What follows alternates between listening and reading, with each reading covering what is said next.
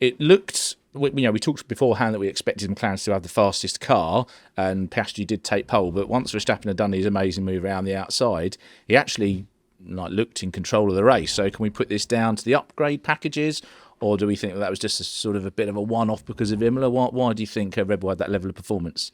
So it's a very kind of nuanced thing. It's something you really have to work on. And one of the things that Red Bull did bring to Imola was a change to its rear wheel hub. So it had a few area changes around there just to kind of boost the rear end downforce.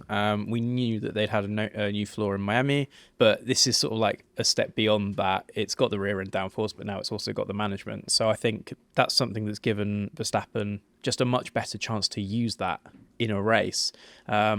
He led in Miami for a little bit, but there was that very sort of inevitable moment where the McLarens were just going to catch and pass him.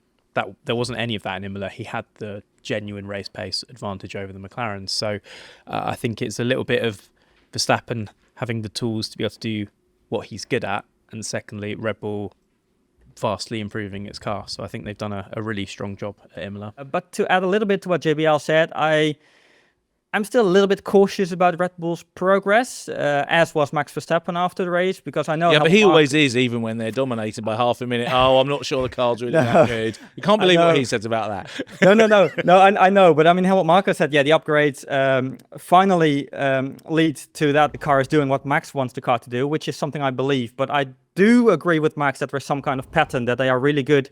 If you look at the aero map, they are really good in the high-speed corners. They won in Suzuka. They should have won in Jeddah, I feel. Now they won in Imola. So, Monaco is probably going to be a bogey track for them. So that will not be representative. But then Barcelona is going to be an interesting one. Again, quite some high speed, but still huge tyre deck usually. The clampdowns on flexi wings. So before any big conclusions on Red Bull progress, I would prefer to wait maybe 2 more weeks.